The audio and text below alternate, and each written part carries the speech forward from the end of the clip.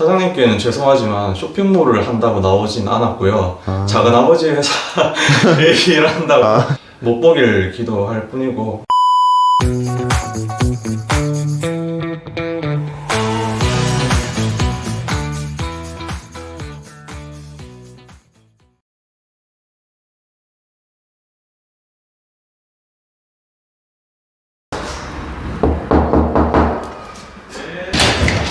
네, 안녕하십니까. 안녕하세요. 안녕하십니까. 안녕하십니까. 자기소개 한번 해주시죠. 네, 저는 작년 11월부터 대량 등록 사업을 하고 있는 손동준이라고 합니다. 반갑습니다. 안녕하세요. 작년 11월부터 시작하신 거예요? 예. 그럼 지금 현재 전업이신가요? 부업이신가요? 네, 저는 전업으로 하고 있습니다.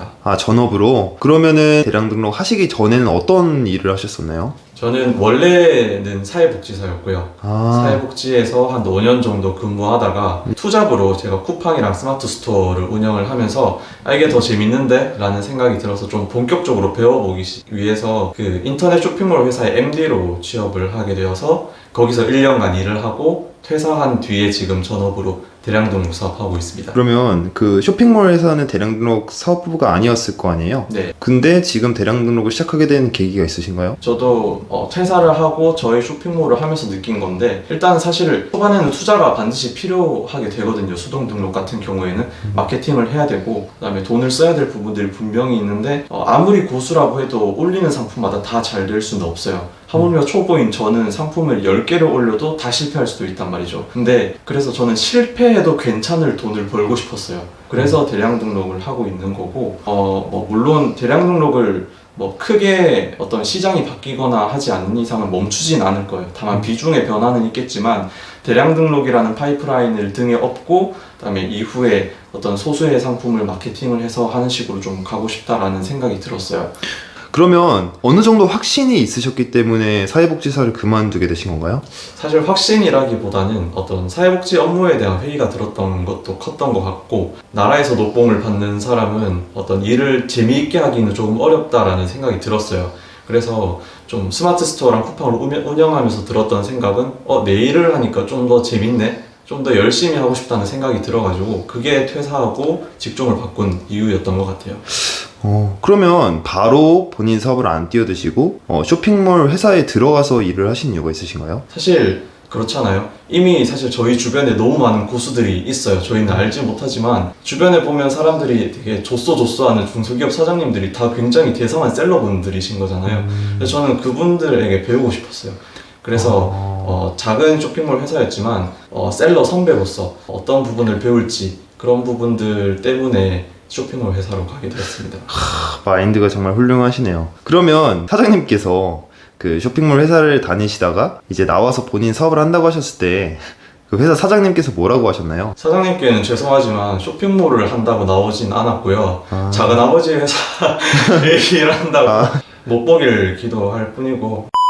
네, 알겠습니다. 그럼 사장님 일하신 환경 한번 보도록 할게요. 여기가 제 방이거든요. 제 업무실이고 제가 노는 방이기도 합니다.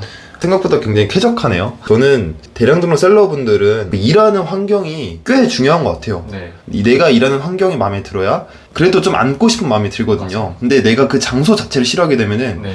그냥 앉기가 싫어요. 사실 그래서 세팅된 모든 것들이 내가 즐겁기 위해서 세팅된 것들이에요. 키보드도 최근에 샀는데 이게 알록달록하네요. 네, 싸진 그렇게 비싼 건 아니지만 10몇만 원 하거든요. 예. 근데 제가 손가락을 누르는 기분이 좋아야 일을 조금이라도 더 하겠다라는 생각이 산 거였고, 제가 음악 듣는 걸 좋아해서 스피커도 여기도 있고 뒤쪽에 구글 스피커도 있어요. 그래서 얘는 아니고 여기 뒤에 숨어 있거든요. 이 친구인데 이 친구도 이건가요? 스테레오로 있어요. 걔도.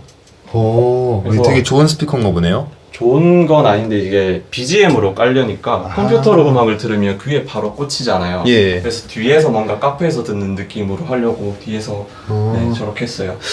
그러면 사장님께서는 대량 등록 사업 하실 때 음악이나 이런 거 들으면서 진행하시나요? 이게 사실 집중하는 데는 엄청 방해가 돼요.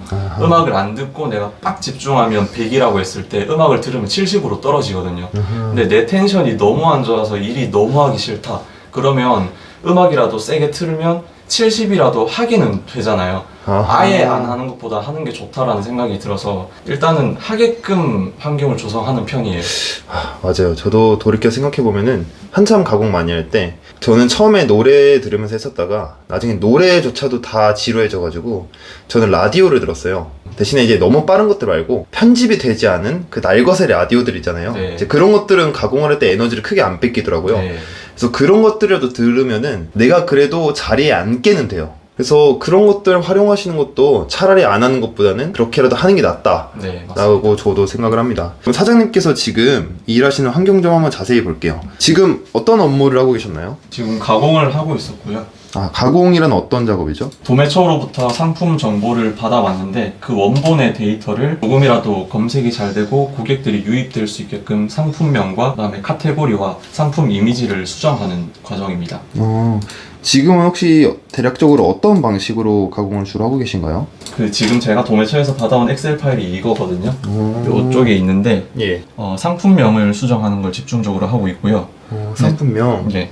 상품명과 이미지 작업을 하고 있고, 이미지 같은 경우는 예를 들어서 한번 보여드리면 이런 상품이 있으면 이런 상품 같은 경우에는 이 이미지는 남들도 그대로 쓰기 때문에 노출에 있어서 남들과 똑같은 상품으로 보이기 때문에 내 상품은 다른 상품이다라는 걸 보여줄 수 있게 다른 이미지를 대표 이미지로 찾는 거죠. 그래서 뭐 이런 이미지를 캡처 프로그램을 이용해서 캡처를 하고.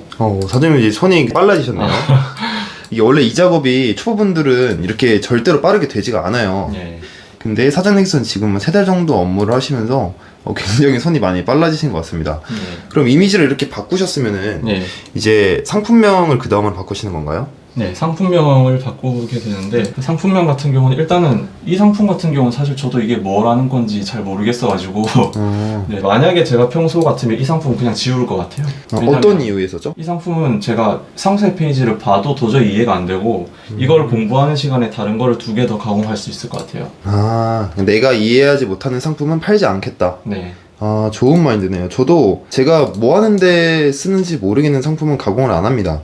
네. 왜냐면 그러다가 괜히 상품명이 이상하게 지면은 나중에 반품 들어오고 네. CS도 굉장히 어려워지더라고요. 네, 맞습니다. 그러면은 그때그때 상세 페이지 보고 버릴 거는 버리시는 편이신가 보네요. 네. 근데 가급적이면 다 하려고는 하는데 왜냐하면 그것도 상품을 공부하는 과정이잖아요. 그렇죠. 그래서 해야 된다고 생각은 하는데 이런 상품은 도저히 이해가 안 돼서 차라리 버리는 게 나을 것 같아요. 그러면 혹시 지금 사장님께서는 상품명 가공을 어떤 메커니즘으로 하고 계신가요? 그러면 이런 분무기가 나왔죠? 예. 뭐 농약을 뿌리거나 할 때 쓰는 그런 분무기 같아요. 자동 예. 분무기인 것 같은데 일단 식물을 가꾸는데 사용하는 분무기가 될 수도 있고 그렇죠. 방역을 하는데 쓸 수도 있고 뭐 청소용으로도 쓸 수 있고 세차용으로도 쓸 수 있는데 예. 만약에 용도가 여러 가지로 사용할 수 있는 거면 이 중에 용도를 한 가지만 정해요. 한 가지만? 네. 그래서 저는 일단 대표 이미지가 누가 봐도 식물을 가꾸는 데 쓰는 분무기처럼 보이잖아요. 그렇죠. 그럼 이 상품을 가공을 할 때 대부분의 사람들이 식물을 가꾸는 용도로 가공을 할 거란 말이죠. 그렇죠. 그래서 저는 이걸 피할 거예요. 대부분 사람들이 식물 쪽으로 많이 키워드를 쓸 거기 때문에 일부러 용도를 피해가지고 나만의 상품명 시장을 만들어낸다 이 뜻이죠? 예. 그래서 저는 방역 소독 분무기로 하겠습니다. 이미지를 아예 먼저 이렇게 가공을 하시고 네. 그럼 이제 저기에 맞춰서 상품명을 지으시겠네요? 네, 맞습니다. 다른 용도들은 아예 그냥 더 이상 안 넣으신다는 거죠? 한 가지 상품에 2가지 이상 용도는 잘 넣지 않는 편입니다. 맞아요. 그러면 지금 이미지를 이걸로 잡으셨잖아요, 방역적으로. 네. 그럼 여기에 맞는 이제 사장님만의 노하우로 상품명을 한번 지어볼게요. 우선 방역 소독하기 용도이기 때문에 방역 분무기라고 적었겠습니다. 지금 이 키워드 툴을 활용하시는 이유는 어떤 건가요?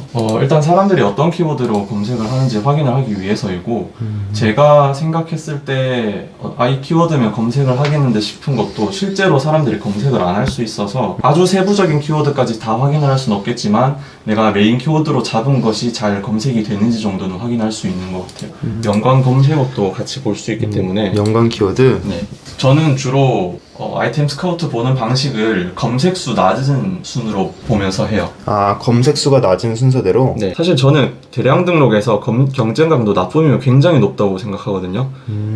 대량 등록에서 나쁨 정도의 경쟁 강도가 수동 등록에서의 좋음이랑 비슷한 수준인 것 같아요. 아, 그러니까 훨씬 더 대량 등록이 점유하고 있는 시장은 작은 쪽으로 가야 된다는 거네요? 네, 맞습니다. 이거 완전히 새로운 시각이네요. 아마 많은 셀러분들은 반대로 생각을 하실 것 같아요. 네. 이 많은 셀러분들은 이제 경쟁 강도라는 저 수치만을 보고 단순히 경쟁 강도가 아주 좋으면은 이런 것들을 팔아야 된다고 생각하시는 분들이 진짜 많으시거든요. 네.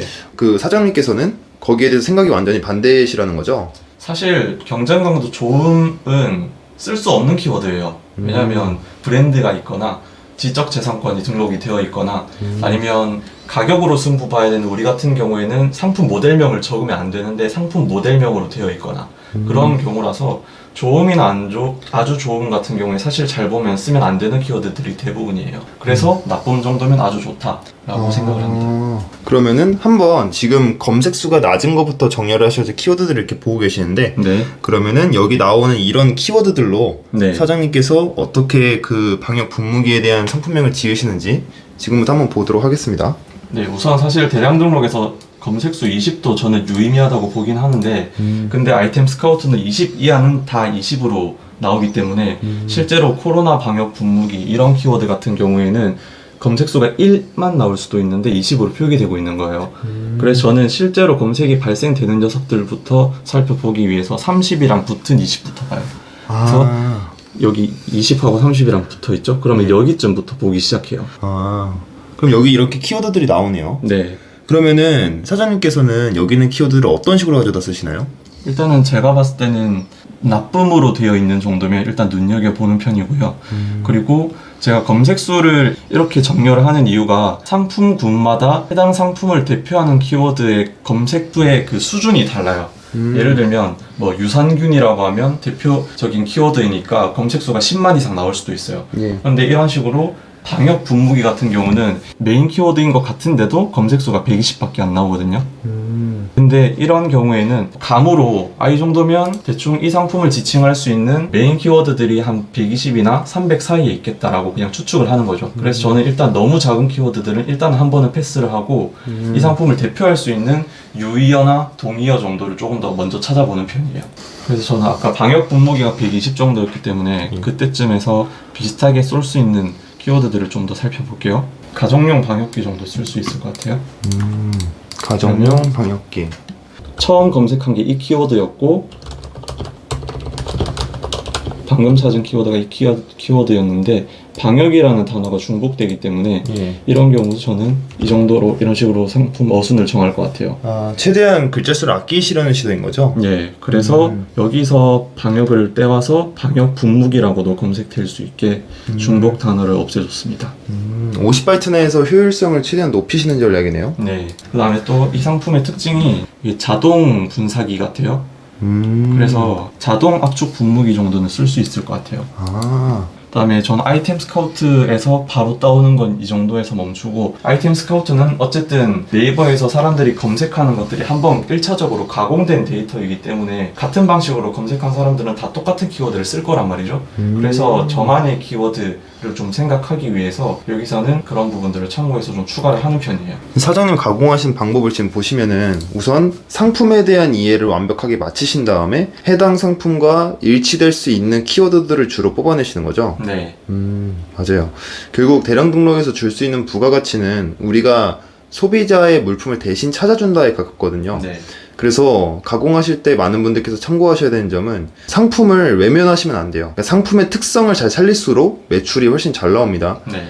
결국 소비자는 분명히 처음에 분무기라고 쳐봤을 거예요. 네. 그러니까 만약에 이 제품이 지금 이 상품명으로 팔린다고 치면은 저 제품을 구매한 사람은 분명히 처음에 분무기라고 먼저 쳐봅니다. 쳐봤는데 본인이 원하는 제품이 안 나오는 거예요. 그래서 거기서 우리가 한 명씩 낚시가 시작이 되는 거거든요. 그래서 지금 하시는 방식이 굉장히 저 입장에서는 올바른 방법 같아요. 예. 그래서 이런 방식으로 1차적으로는 상품에 대한 이해, 그리고 아이템 스카우트에서 검색을 해서 연관 키워드를 추출하고, 그리고 마지막으로는 뇌피셜을 덧붙이는 형태로 하고 있습니다. 사장님께서는 되게 지금 디테일하게 여러 분석을 통해서 가공을 하고 계신 것 같은데 이런 분석들은 어떻게 해서 알게 되신 건가요? 저는 아까 전에는 그 아이템 스카우트에서 키워드들 그대로 가져왔다고 했잖아요. 근데 제가 그렇게 했던 이유가 제가 분석을 실패해서 그런 거였거든요. 그래서 네이버에서 유입 키워드를 보고 대부분의 상품은 아주 극소형 키워드로 유입이 되는구나 라고 했는데 사실 그런 키워드들도 해석하기 나름인 것 같아요. 근데 저는 그거를 그러면 무조건 초소형 키워드만 가져오면 상품이 팔리겠구나 라고 그 데이터를 오해했던 거죠. 그래서 잘못된 방식으로 가공을 해서 최근에는 상품이 잘 안 팔렸던 것 같습니다. 그래서 일단은 저는 기본을 항상 가장 중요하게 생각하는 사람이기 때문에 내 판단이 틀렸다면 판단을 한번 거쳤던 멀티파이프님의 기본 방식으로 다시금 돌아가자라는 생각이 들어가지고 지금 제가 메모장 하나 띄워놓은 게 있는데 상품을 가공할 때 이거는 키워드를 띄우는 그 방법을 적어 놓은 것들이거든요. 이게 멀티파이프님 전자책에 나오는 키워드에 대한 부분들을 그냥 아주 간단하게 요약한 거예요. 여러분 이거 제가 시킨 거 아닙니다.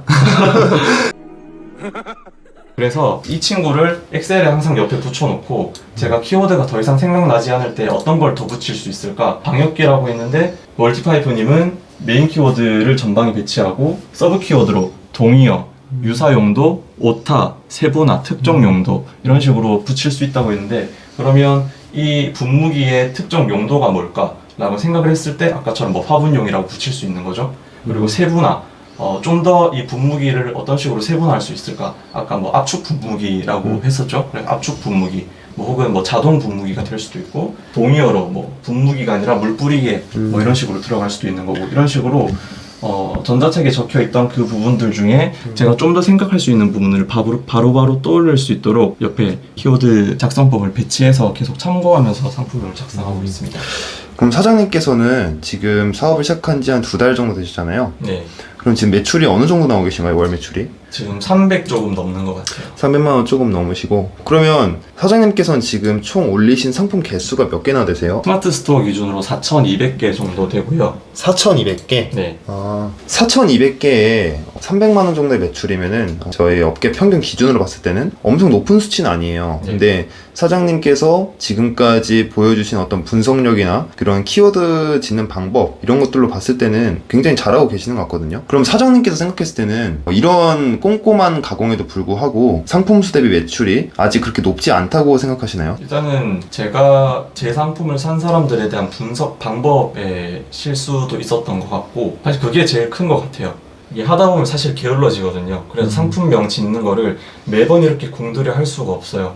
그래서 사실 저는 평일 기준 120개를 등록한다는 목표를 가지고 하고 있는데 그래서 어떤 날은 50개까지 하고 더 이상 하기 싫으니까 나머지 70개는 진짜 그냥 날치기로 상품명을 짓기도 하거든요. 근데 저는 그럼에도 불구하고 이게 팔릴지 안 팔릴지 이런 식으로 상품명을 지어서 매출이 오를지 안 오를지를 고민하는 것보다 어쨌든 숫자를 채우는 게 사실 더 중요하다고 생각을 했어요. 초보 단계이기 때문에 아직 일단은 올리는 데 집중을 하자라는 생각이 들어서 매출이 얼마 나오고 효율이 얼마가 나오든 이런 부분보다는 상품 수를 채우는 걸 일단 중요하게 생각을 해서 일단은 닥치는 대로 올리고 있습니다. 저는 개인적으로 본인의 매출이나 그런 결과들에 대해서 스스로에 대한 분석에 확신이 있느냐가 엄청 중요하다고 생각하거든요.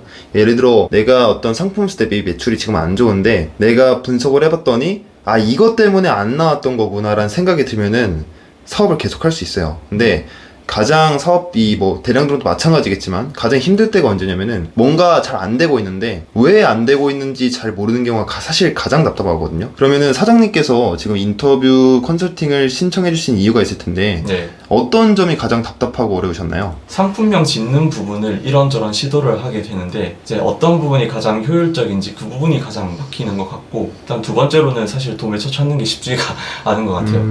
그래서 도매처 찾는 부분에 대한 어떤 팁이라도 좀 얻고 싶은 그런 생각이 드는 것 같아요. 그럼 사장님께서 지금까지 가공했던 상품명 한번 볼 수 있을까요? 지금 사장님께서 가공하신 제품들인데 간단하게 제가 한번 볼게요. 지금 이 제품을 가공하신 거 보면은 지금 이렇게 되어 있죠. 예.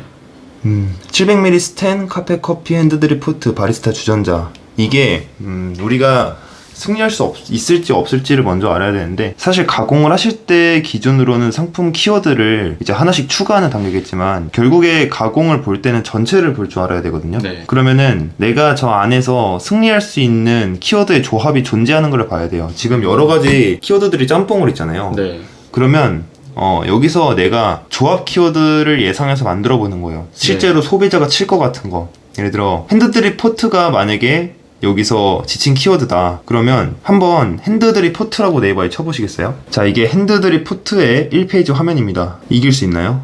아니요. 못 이기죠. 네. 그러면 하나 추가해보는 거예요. 지금 우리가 핸드드립 포트만 지은 게 아니잖아요. 네. 그러면 700mm 핸드드립 포트로 쳐볼게요. 앞에 700mm만 붙어볼게요. 여기는 이길 수 있을 것 같아요. 좀 밑으로 한 1페이지 쭉 한번 쭉 볼게요. 저는 나름 가능성이 있다고 보거든요. 네. 그러니까 어떤 점을 보셔야 되냐면은, 사실 가공을 잘했다라는 개념은 확실하게 알기는 힘들어요. 우리가 어떤 식으로 이렇게 상품명을 봤을 때 저는 어떤 점을 보냐면, 이게 잘 팔릴지 안 팔릴지는 저도 몰라요. 근데 어떤 상품명을 봤을 때 뭘 알 수 있냐면은, 이 상품명은 영원히 안 팔린다, 이런 것들은 있거든요. 네. 그게 어떤 경우냐면은 이 안에서 어떤 식으로 조합을 해봐도 작은 시장이 탄생하지 않는 경우인 거예요. 네. 그런 경우는 저는 그거는 그냥 사장되는 상품명이라고 생각을 합니다. 근데 지금은 분명히 700mm 핸드드립 포트 했을 때 좀 싸워볼 만한 1페이지 화면이 나왔어요. 그러면 이게 팔린다라는 개념이 아니라 언젠가는 팔릴 수 있다라는 개념에 더 가까워요. 네. 왜냐면 우리는 대량 등록이기 때문에 상품 수가 한 개가 아니잖아요. 네. 몇천 몇만 개이기 때문에 0.5%는 수치가 낮아 보이겠지만 1만 개에서 0.5%면 50개란 말이에요. 네. 절대 적은 개수가 아니에요. 근데 빵 프로면은 몇만 개를 올려도 안 팔린다는 거잖아요. 네. 그래서 저는 이미지가 굉장히 중요하다고 생각하는 사람이거든요. 네. 왜냐면 아까 사장님께서 스스로 말씀하셨잖아요. 아주 나쁨도 대량 등록에서는 되게 큰 시장이라고. 네. 근데 그러면은 그 시장에는 결국 우리 같은 사람들밖에 안 남게 돼요. 그러면 그 시장에서 우리가 조금 더 강력하게 싸울 수 있는 방법은 우리가 그 시장에서 조금 더 눈에 띌 수 있는 방법밖에 없거든요. 네. 그러면은 결국 목록 이미지가 어떻게 점유되어 있느냐, 그리고 그 목록 이미지가 상품명과 얼마나 일치되어 있느냐에 따라서 그 작은 시장에서의 승부가 결정이 납니다. 네. 그래서 저는 이미지 가공이 꼭 필요하다고 생각하는 입장 중 하나입니다. 네. 앞으로 지으실 때도 내가 지은 50바이트 내에서 내가 이길 수 있을 만한 시장으로 보낼 수 있는 키워드들이 어떤 조합인지, 그리고 그 안에서 이 이미지와 상세 페이지로 승리할 수 있을 것 같은지를 계속 고민을 해보셔야 돼요. 네. 0%를 맞기만 하면은 결국엔 개수로 밀어붙이면 매출은 나온단 말이에요. 네. 그럼 초반에 그런 부분들에 대한 감을 잡기 위해서 내 키워드를 네이버에서 수시로 검색해보는 습관을 좀 시간이 들더라도 갖는 게 낫겠네요. 초반엔 저는 그것도 좋다고 봐요. 네. 나중엔 솔직히 필요 없다고 생각하거든요. 나중에는 우리 그게 시간 낭비가 될 수 있는데, 초반에 소위 말하는 아까 뭐 아주 나쁨도 괜찮은 시장이라고 말씀하셨잖아요. 내가 이 안에서 이렇게도 조합해보고 저렇게도 조합을 해봤을 때 그건 어디에 속하는 시장인가를 감을 잡을 수가 있어야 돼요. 네. 그럼 그때까지는 시도해보는 것도 하나의 방법이 될 수도 있겠죠. 네. 그리고 도매처가 그렇게 어려우시다고. 네. 왜 도매처가 중요하다고 생각하시게 됐나요? 아무리 좋은 상품을 소싱을 해서 등록을 한다고 해도 그 상품이 품절되면 못 파는 거잖아요. 그렇죠. 그런데 그런 품절이 뭐 1000개 중에 1개, 2개 이렇게 발생하는 건 충분히 처리할 수 있지만, 어떤 도매처 같은 경우는 수시로 재고 수량이 바뀌게 되고, 그다음에 엑셀을 이렇게 다운받아 봤는데 재고가 막 몇십 개씩 바뀌었고, 이런 경우에는 장기적으로 판매되기가 되게 어렵거든요. 사실 저희가 상품 하나하나가 중요하지 않은 그런 방법의 사업이라고는 해도, 그런 상품들이 이렇게 어떤 쌓이고 쌓이면 되게 큰 것들이 되는데, 자꾸 올렸던 상품들이 날아가게 되고 품절되게 되고 그 비중이 되게 높으면, 이 사업은 사실 상품 수가 쌓이면서 성장을 하는 사업인데, 그 상품 수가 쌓이는 속도가 점점 더뎌지거나 아니면 오히려 마이너스가 될 수도 있기 때문에 이제 자사모를 갖고 있으면서 엑셀 데이터까지 제공해주는 경우는 사실 많지는 않은 것 같아요. 일단은 뭐 찾아보면 더 나올 수 있긴 한데, 근데 제 판단으로는 조금 더 하면 그런 도매처를 좀 찾기가 어려워지는 시점이 올 것 같아서 그런 부분이 조금 어려운 것 같아요. 지금은 사장님께서 도매처를 어떻게 찾고 계세요? 제가 지금 등록하고 있는 상품은 도매매에서 랭킹에 있는 판매자들 중에 대량 등록할 만큼 어떤 SKU를 가지고 있거나 재고 보유이면서 1000개 정도 이상의 상품을 가지고 있으면 좀 해볼만 하다고는 생각을 해요. 상품 수를 우선적으로 본다는 거네요. 네, 그리고 일단은 그 도매처를 진입하기 전에 전화는 한번 해봐요. 전화해서 전화는 잘 받는지, 그리고 실제로 모든 상품들이 한 창고에 있는 게 맞는지, 다 묶음 배송되는지 그런 부분들까지는 확인을 하는 편이에요. 사장님께서 그렇게 여러 가지 조건들을 보시면서 도매처를 따져봤을 때 괜찮은 도매처의 비율이 얼마나 되시는 것 같으세요? 사실 대부분은 안 괜찮은 도매처인 것 같고 네, 찾아보는 것들 중에서 사실 많이 좀 가려지게 되는 것 같아요. 뭐 보통은 구글에서 검색을 해서 찾는다라고 하긴 하는데 그렇게 찾으면 주로 특성화 도매처가 많이 나오게 되는데 근데 그런 곳은 규모가 작기 때문에 엑셀 데이터를 제공해주지 않는 경우도 되게 많고 그래서 저는 기본적으로 많이들 하시는 젠트레이드, 피로커머스 같은 그런 곳을 다 채우고 나서 좀 도매매에서 아직은 자사모를 가지고 있지 않은 그러나 상품 수가 많은 도매처를 좀 찾고 있는 편인 것 같아요. 사실 도매처가 제가 옛날에 전 애인으로 비유한 적이 있었어요. 무슨 뜻이냐면 처음에 도매처를 선정을 할 때는 그냥 도매처를 선정하게 돼요. 근데 전 도매처에서 한번 대여보잖아요. 그게 품절이 될 수도 있고 CS가 될 수도 있고 뭐 어떤 이유가 될 수도 있어요. 그러면 다음 도매처를 선정할 때 그 포인트를 무조건 가장 먼저 보게 돼요. 네. 그럼 도매처를 많이 하면 많이 하게 될수록 점점 도매처를 보는 기준이 까다로워지거든요. 네. 그럼 나중에는 입에서 이런 말이 나와요. 아 진짜 할 도매처가 없다. 근데 어쩔 수 없이 우리는 도매처와 함께 가야 되는 셀러들이기 때문에 결국은 그런 단점들을 어느 정도 같이 안고 갈 수밖에 없어요. 저는 항상 말씀드리는 게 완벽한 도매처는 없어요. 만약에 정말 완벽해 보이는 도매처가 있다면은 그 도매처는 모두가 다 하는 도매처가 돼서 그 모두가 다 한다는 단점 하나가 생겨버립니다.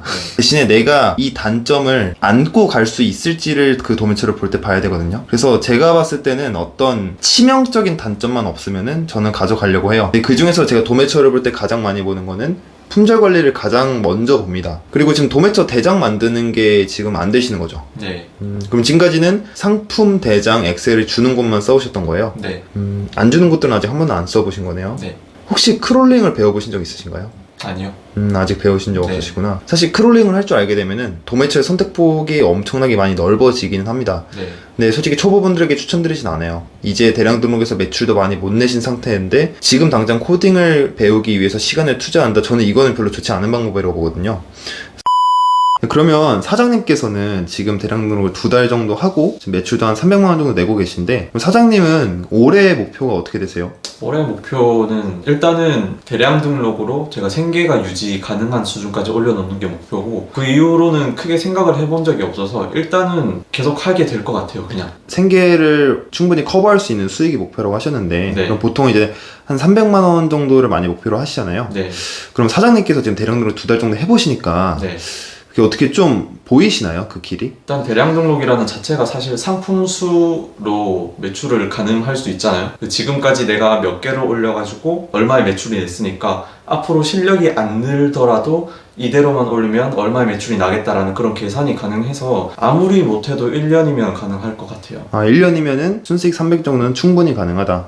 네, 아무리 느려도. 아무리 느려도? 네. 그럼 사장님께서는 지금 평일이랑 뭐 그런 일과 루틴이 어떻게 되시나요? 일단 저는 주말에까지 일을 하진 않고요.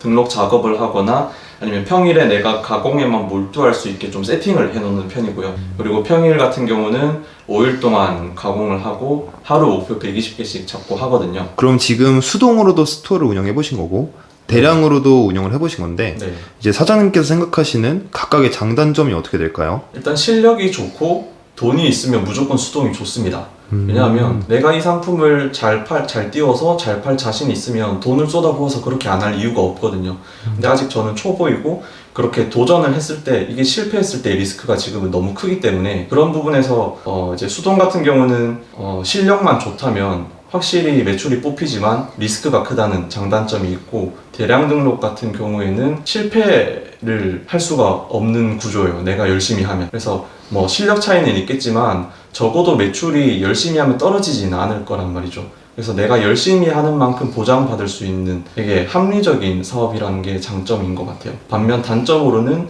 수동 등록만큼 폭발적으로 벌 수는 없어요. 수동 등록은 누가 실력이 좋고 운까지 겸하면 상품 하나 등록해놓고 그걸로 월 매출 몇 천만 원씩 또 얻을 수 있는 게 가능하지만 근데 아무래도 대량 등록은 내 노동력이 집중적으로 투입을 해야 겨우 성과가 나오는 구조이기 때문에 노동력과 수입이 이제 같이 올라가서 좀 한계가 있는 그런 장단점이 있는 것 같습니다. 그럼 사장님께서는 기존에는 이제 사회복지사 업무를 하셨다고 하시잖아요. 네. 그러면 사실 스토어 운영이라는 거는 거의 자본주의에 가까운 영역이고 사회복지사는 이제 그 반대에 있는 영역인데 맞습니다. 가치관이 갑자기 변하신 건가요? 아니면은 본인의 진짜 성격을 깨닫게 되신 건가요? 사실 가치관은 지금도 사회복지사의 마인드로 살고는 싶은데 어떤 그 업무상의 프로세스가 가장 큰 문제였던 것 같아요. 그래서 나는 이 활동적인 걸 하고 싶은데 오히려 컴퓨터 앞에 앉아가지고 계속 서류 작업만 하고 있었던 게 되게 사회복지사로서 좀 회의가 느껴졌다고 해야 될까? 좀 그래서 사업이 오히려 제 성격에 맞는 것 같다라는 생각이 들었어요. 왜냐하면 사업은 내가 사장이고 내가 추진하고 싶고 내가 계획하고 싶은 것들을 그냥 하면 되거든요. 그런 절차나 어떤 근거 증빙 자료 남길 필요도 없이 좀 내가 하고 싶은 대로 바로바로 추진할 수 있다는 부분이 사업과 좀 맞는 부분이 있었던 것 같아요. 옛날에 그 미생이라는 드라마 보면 이런 말이 나오잖아요. 뭐 회사 안은 전쟁터지만 회사 밖은 지옥이다. 근데 특히나 이제 제 채널이나 이런 온라인 유통 관련된 채널 보시는 분들이 이미 직장에 있으신 분들이 굉장히 많으시거든요. 근데 나도 한번 온라인 유통업에 뛰어들어 볼까? 이런 생각을 하시는 분들이 또 엄청 많으세요. 네. 그러면 안정적인 직장을 때려치우고 지금 사장님으로서의 길을 걸어가고 있는 상황에서 어떤 조언을 좀 드릴 수 있을 것 같나요? 한 가지 말씀드리고 싶은 건 세상에 쉬운 건 없고 뭘 하든 목숨 걸고 해야 된다는 생각이 들어요. 적어도 내 사업을 할 거다. 그러면 직장 생활 하는 거 2배 이상의 수고와 노고가 들어야 직장 생활의 반의 반이 되는 피드백이 돌아오거든요. 그래서 그거를 견뎌야 돼요. 그래서 앞이 보이지 않는 것 같은 상황에서도 내가 계속 쏟아붓고 내가 이 노력을 쏟아부어서 10원, 100원을 벌더라도 계속 쏟아부을 수 있는 어떤 장기적인 체력과 집중력과 추진력이 필요하다고 봅니다. 그래서 사실 인터넷 쇼핑몰이라는 자체가 인터넷에서 너무 되게 쉽게 접근할 수 있고 이렇게 하면 스마트 스토어가 개설돼요. 이렇게 하면 상품이 등록돼요. 이렇게 되게 쉽게 말을 하지만 실제로 유의미한 매출, 내 생활을 영위할 수 있을 만큼의 매출을 내기 위해서는 진짜 내 모든 걸 갈아 넣어야 된다라고 생각을 해요. 그래서 쉽게 진입하지 마시고 할 거면 진짜 목숨을 건다라고 생각을 하고 도전을 했으면 좋겠습니다. 그럼 사장님께서 지금 이제 대량 등록 사업을 운영을 해나가시면서 이런 게 좀 필요한 것 같다. 이런 게 있으면은 나는 대량 등록 사업을 하는데 조금 더 편리하거나 혹은 더 도움이 될 것 같다라고 하시는 게 있을까요, 혹시? 대량 등록 사업 자체가 너무 지루하고 힘들고 사실 저조차도 1시간을 일하면 그 중에서 집중하는 시간은 20분도 안 되거든요. 근데 20분도 안 된다 하더라도 저는 그냥 그 20분도 집중하지 않는 1시간을 12번 가져가는 거예요. 근데 그 가져가는 과정에서 저는 계속해서 쉬고 싶고 놀고 싶지만 그런 저를 일하게끔 만드는 상태로 저를 만드는 거죠. 그러면 사장님처럼 지금 전업으로 대량 등록을 하고 계신 다른 분들께 혹은 이제 막 시작하시는 분들께 혹시 드리고 싶은 조언이나 조금 앞서간 선배로서 해줄 수 있는 말씀이 있으실까요? 일단은 그냥 닥치고 해보라 라는 말씀밖에 할 수가 없는 것 같아요. 진짜 똑똑한 사람이 아니고서는 닥치고 해보지 않는 이상 이 사업의 어떤 부분이 문제고 내가 어떻게 해야지 잘 될 수 있을지 가늠조차 할 수가 없거든요. 저도 처음 이 사업을 시작할 때는 상품 100개 등록해보고 1000개 등록해보고 할 때까지도 똑같은 걸 계속 반복하니까 내가 발전이 있는 건가라는 생각이 들거든요. 그런데 이게 2000개가 되고 3000개가 돼서야지 보이는 것들이 또 있어요. 그래서 좀 이렇게 해서 되나? 전략을 잘 못 짜는 건가? 나는 어떤 분석력이 부족한가? 이런 생각을 하는 것도 잠시 내려놓고 방법론적인 걸 내려놓고 일단은 하는 게 제일 중요하다고 봅니다. 했을 때 그 방법이 보이게 되는 것 같아요. 공감합니다. 요즘 유튜브나 그런 정보가 너무 발달하면서 말씀하신 것처럼 그런 방법론에 너무 심취하신 분들이 많은 것 같아요. 예를 들어 대량 등록은 하지 마라. 사입은 하지 마라. 제조도 함부로 하지 마라. 다 하지 마라. 이런 영상들이 사실 되게 많잖아요. 근데 본인의 취향이나 어떤 사업적인 성격이 다 사람마다 다르거든요, 사실. 네. 그래서 해보기 전에는 본인이 대량 등록에 잘 맞는 사람인지, 내가 안정을 추구하는 성향인지, 아니면은 리스크를 안고 가는 성향인지도 해보기 전에는 절대로 알 수 없는 것 같아요. 네. 저도 해보고 나서 제가 어떤 사람인지 조금 알게 됐거든요. 그래서 다른 분들도 사장님처럼 이제 미리 고민해보고 너무 정보를 알아보는 게 아니라 시작한 다음에 내가 고쳐 나간다는 마음가짐으로 하는 게 오히려 장기적으로는 훨씬 더 빠른 길이라고 생각을 합니다. 네, 그러면 오늘 촬영 임해주셔서 굉장히 감사드리고요. 마지막 구독자분들께 그냥 간단한 응원 한마디 전해줄 수 있을까요?